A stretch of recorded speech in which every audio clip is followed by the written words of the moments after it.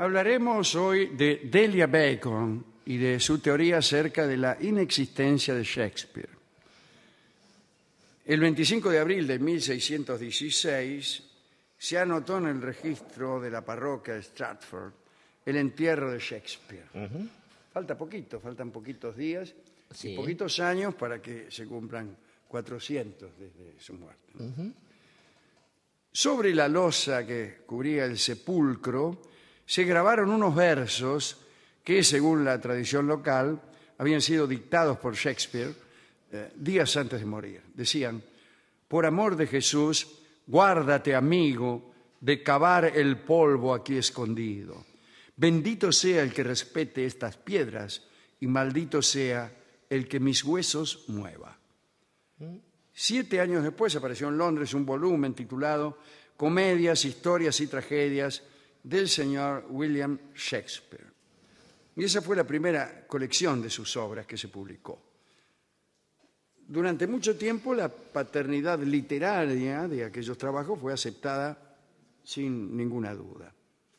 Sin embargo, hubo un momento en el que se iniciaron sospechas sobre la posibilidad de que Shakespeare no hubiera escrito todo aquello. Algunos eruditos dieron en pensar que no podía conciliarse la brillantez y la variedad de la producción de Shakespeare con los pocos hechos prosaicos que se conocían de su vida. Allá por 1811, nuestro amigo, el amigo Samuel Taylor Coleridge, pronunció una serie de conferencias acerca de Milton y acerca de Shakespeare en Londres.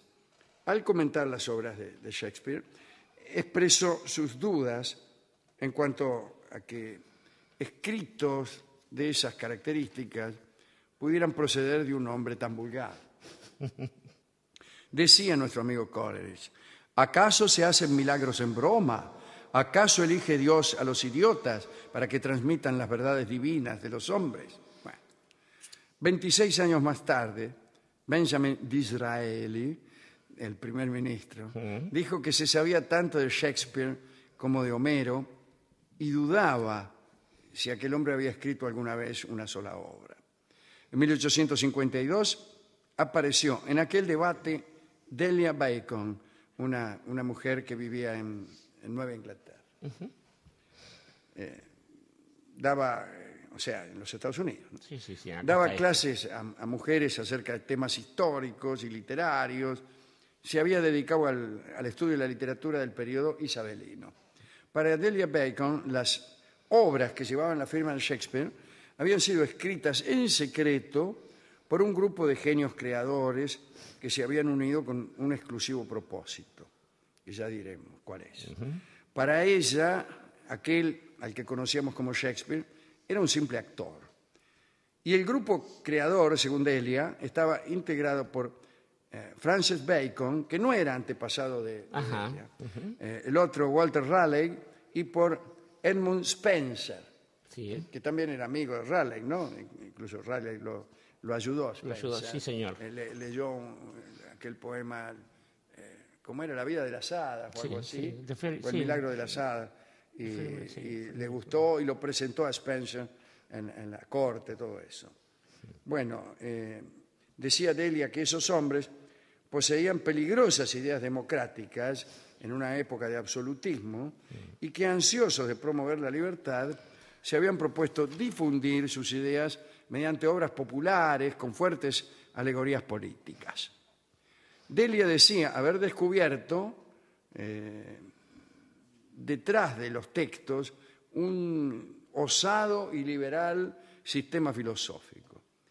Para refutar la existencia de Shakespeare como literato, Delia Bacon decía que no había una sola referencia acerca de su paso por ninguna escuela, que vivía en una ciudad mercantil, que provenía de una familia ajena a conocimientos de la historia antigua y de los clásicos griegos y latinos, y lejana también de las costumbres cortesanas y los juegos caballerescos. Entre lo poco que se sabía de este hombre, había un detalle que no era nada laudable. Se sabía que había tenido que abandonar Stratford por robar venados en la propiedad de un señor llamado Thomas Lacy. Delia decía también que no había una sola prueba de correspondencia mantenida por Shakespeare con un editor, un crítico, un protector. Y sobre todo, no había sobrevivido ni un solo manuscrito. Las firmas que se habían salvado eran las de un iletrado.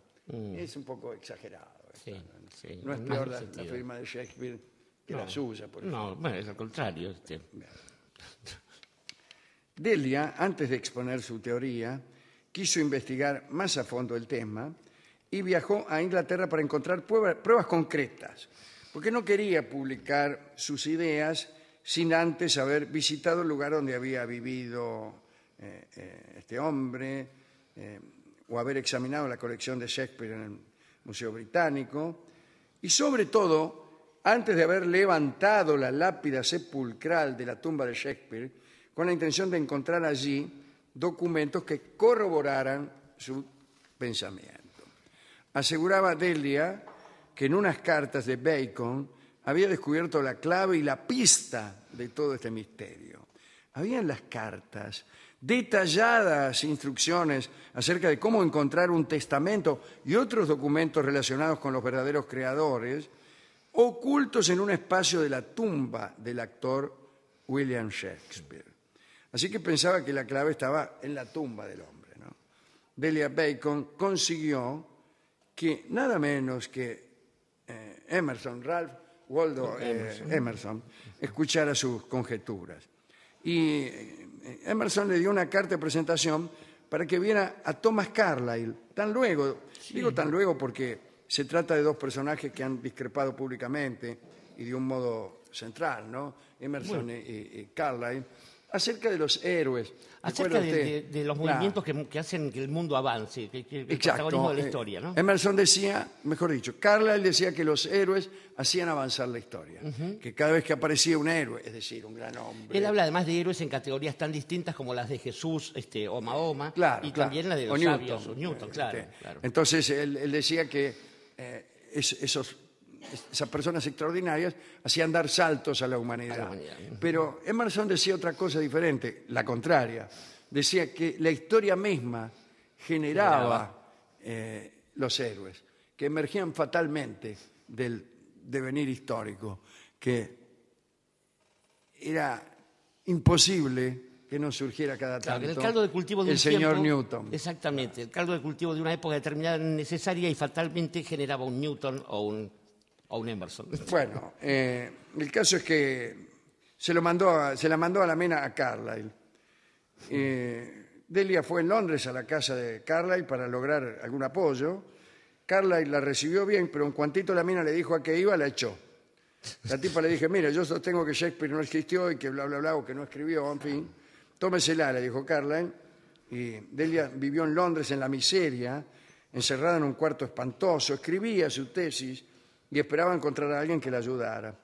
Recibió alguna guita, una revista americana que publicó sus artículos, pero los editores se asustaron con el contenido de esas revelaciones impertinentes y anularon el contrato. Tras otro tiempo de miseria vino uno que le ayudó, que era nada menos que Nathaniel Hawthorne, que estaba como cónsul en Liverpool, ¿no? Hawthorne, aunque en desacuerdo con las tesis, le prometió buscarle editor para que publicara sus investigaciones. En realidad, Hawthorne estaba escéptico ante los argumentos, pero subyugado por su figura, tal como él mismo confesó, ¿no? Muy bien. Nunca sucedió nada entre ellos, pero a él siempre le gustó la mina, la acompañó con algún dinero y con recomendaciones.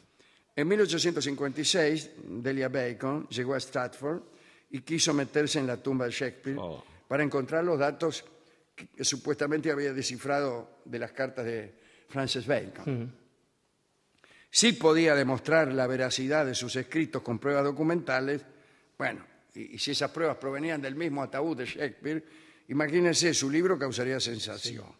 Así que se fue hasta la iglesia de la Santísima Trinidad, estudió el sepulcro, le preguntó a un cura cuándo había menos gente, se le dijo que allá por las 8 de la mañana, fue a las 8 de la mañana, pero estaba lleno, así que decidió colarse en el cementerio de noche.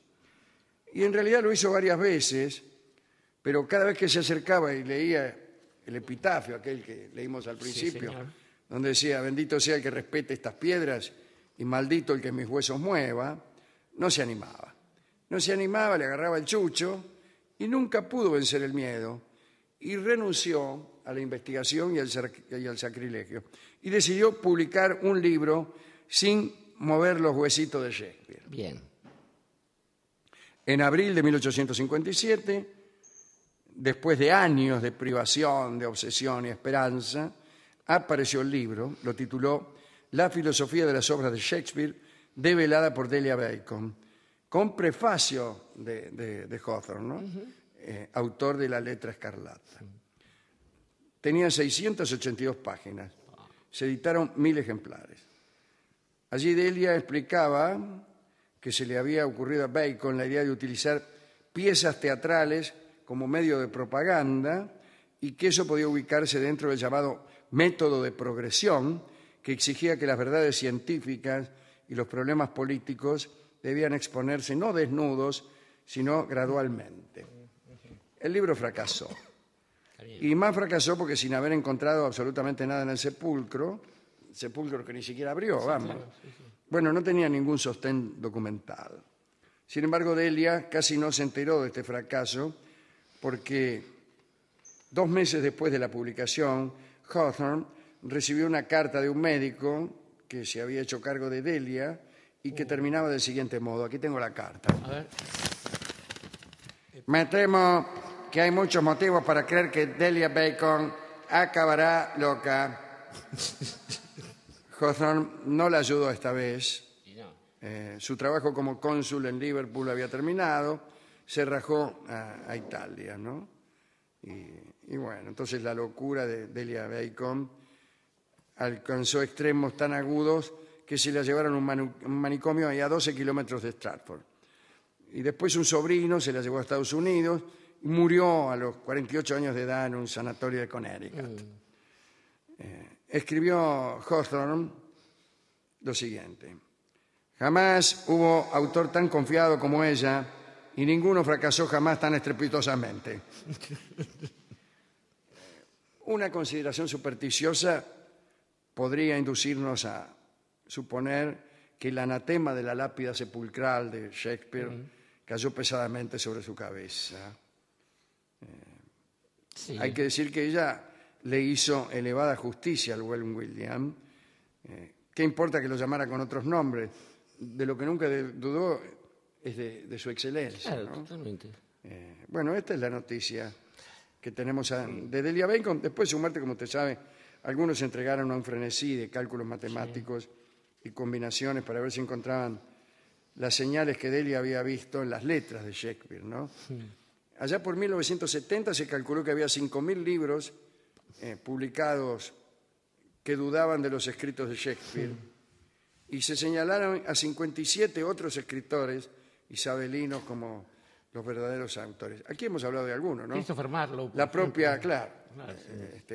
la propia reina Isabel, La propia, sí. Marlowe, el conde de Southampton, la propia Anne Hathaway, que era la mujer de él, además de ser una que trabaja... Una actriz que está buenísima. En Sex and the... ¿cómo se llama este? No es en Sex and the City. Sí, algo así. No, es otra cosa. Está en películas Sí, ahí mejores. trabaja... Hathaway es una morocha de boca grande. Sí, pero ahí trabaja ahí. ¿Sí? Anita Hathaway, sí, está bueno. Pero que curiosamente nada tiene que ver con la familia de cosas, porque es norteamericana, además. Bueno, Y todos nunca leyó ellos, Shakespeare, ¿no? pero Todos bueno. ellos. Hoy cada tanto también aparece un ñato que aporta datos nuevos, así que esto es todo, ¿no? Ahora, acá hay una idea interesante, Dorio, que es la imposibilidad de gestar obras que sean superiores a nosotros. Una idea interesante, pero me temo que falsa, ¿no? Lo que sucede es que las obras que son mejores que el tipo, en general no pertenecen a la literatura. Así, los pelafustanes que gestan obras geniales, por ahí son pianistas, pintores.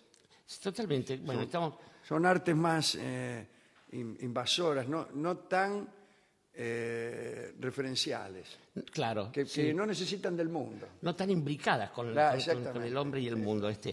Justamente cuando empezó a hablar, estaba pensando en Mozart, de quien tantas cosas se han dicho por ahí, ¿no? Que es una de ellas.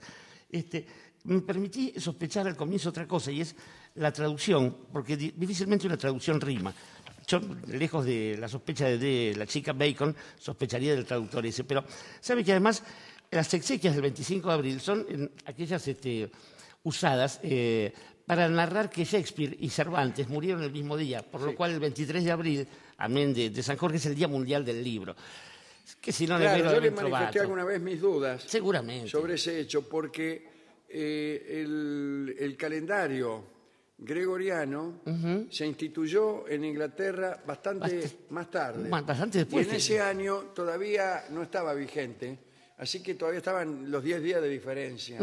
Así que probablemente no murieron el mismo De día. todos modos, está bien esta especie de idea de hacerlo Está bien, contar. Y justamente de Cervantes se sabe muchísimo, y esto tampoco ni nubla ni agranda la maravilla de toda su obra. Se saben detalles de lo más escabrosos incluso de su vida. Pensaba en otro fulano que se ha articulado igual que Shakespeare, que es nuestro querido amigo Goethe, de quien él mismo se encargó de que se supiera todo. Y esto tampoco influye en lo que significa Goethe para el idioma alemán ni para la patria alemana. En general es un problema porque, a ver, ¿cuál es el mérito, por ejemplo, de Isabel en la literatura isabelina? El mérito de la reina Isabel. ¿Cuál es el mérito de cada una de esas personas en aquello que finalmente circula por el mundo? Tan convencidos estamos de que un hombre es el autor de sus cosas. Yo, que soy ateo, no tengo el problema de creer en la inspiración divina, pero tampoco tengo la mitología de las musas ni de ese grado de excelencia humana que haga a un hombre tan maravilloso como para que sea necesario laudar su persona tanto como su obra. Me parece bien los homenajes, los miles de homenajes que se puedan hacer al Quijote o a Hamlet, por ejemplo. No sé si me parecen interesantes los homenajes a Shakespeare Claro. o a Cervantes. Usted, como Unamuno, es quijotista y no cervantista. Y no Cervantes. Sí, señor, absolutamente. Pensaba algo gracioso, seguramente Diego Tomasi se va a acordar del autor de un escritor inglés con el que estuve hace algunos años, el autor del Loro de Flaubert, un escritor reconocido, el que ahora no me viene a la memoria, que tiene un cuento gracioso sobre alguien obsesionado por investigar el color de los ojos de Madame Bovary, según los había pintado Flaubert. Es un cuento maravilloso que se burla totalmente. Está muy bien. Investigaciones acerca de un personaje de ficción es extraordinario. Es genial. Y que alguien se hubiese obsesionado y discutiese profundamente, y este tipo se muere de risa, el autor del Lord de Flaubert, de este tipo de gente. Y pensaba después que entre la disputa entre Emerson y Carlyle, aunque en la vida uno se haya portado muchas veces como creyendo en Carlyle, yo creo profundamente en Emerson, haciéndome cargo del otro pecado, del pecado de soberbia que implica la tesis de Carlyle. Y pensaba en otro señor, Spencer, otro británico, citado por el general Perón en La Comunidad Organizada, donde dice que si la política tiene un sentido es para disminuir, detener los males del egoísmo de las personas. Y creo que está muy bien. Está bien. Y que finalmente hay que tener algo claro, sobre todo porque muchas veces le pasa a los enamorados o a las enamoradas agarrando la obra de un autor que quieren saber en qué lugar están ellos o cuánto del autor hay en eso. Decirles desde ya que la respuesta siempre es no. Cuando una dama, por ejemplo, leyendo un poema, pregunta, ¿será él?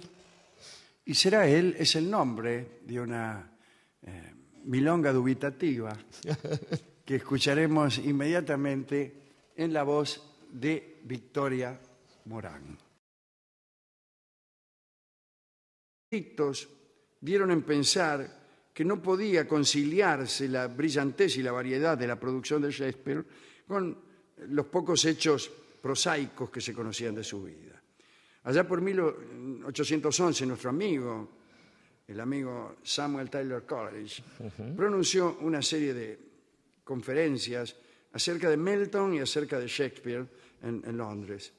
Al comentar las obras de Shakespeare, expresó sus dudas en cuanto a que escritos de esas características pudieran proceder de un hombre tan vulgar. Decía nuestro amigo Coleridge, hablaremos hoy de Delia Bacon y de su teoría acerca de la inexistencia de Shakespeare. El 25 de abril de 1616 se anotó en el registro de la parroquia de Stratford el entierro de Shakespeare. Faltan poquitos días y poquitos años para que se cumplan 400 desde su muerte. Sobre la losa que cubría el sepulcro se grabaron unos versos que, según la tradición local, habían sido dictados por Shakespeare días antes de morir. Decían: por amor de Jesús, guárdate, amigo, de cavar hacen milagros en broma. ¿Acaso elige Dios a los idiotas para que transmitan las verdades divinas de los hombres? Bueno, 26 años más tarde, Benjamin Disraeli, el primer ministro, dijo que se sabía tanto de Shakespeare como de Homero y dudaba si aquel hombre había escrito alguna vez una sola obra. En 1852 apareció en aquel debate Delia Bacon, una mujer que vivía en Nueva Inglaterra. Daba, o sea, en los Estados Unidos, ¿no? Sí, Daba clases a mujeres acerca de temas históricos y literarios. El polvo aquí escondido. Bendito sea el que respete estas piedras y maldito sea el que mis huesos mueva. 7 años después apareció en Londres un volumen titulado Comedias, historias y tragedias del señor William Shakespeare. Y esa fue la primera colección de sus obras que se publicó. Durante mucho tiempo la paternidad literaria de aquellos trabajos fue aceptada sin ninguna duda. Sin embargo, hubo un momento en el que se iniciaron sospechas sobre la posibilidad de que Shakespeare no hubiera escrito todo aquello. Algunos eruditos habían dedicado al estudio de la literatura del periodo isabelino. Para Delia Bacon, las obras que llevaban la firma de Shakespeare habían sido escritas en secreto por un grupo de genios creadores que se habían unido con un exclusivo propósito, que ya diremos cuál es. Para ella, aquel al que conocíamos como Shakespeare era un simple actor. Y el grupo creador, según Delia, estaba integrado por Francis Bacon, que no era antepasado de Delia, el otro Walter Raleigh, y por Edmund Spenser, que también era amigo de Raleigh, ¿no? Incluso Raleigh lo ayudó a Spenser. Sí, señor.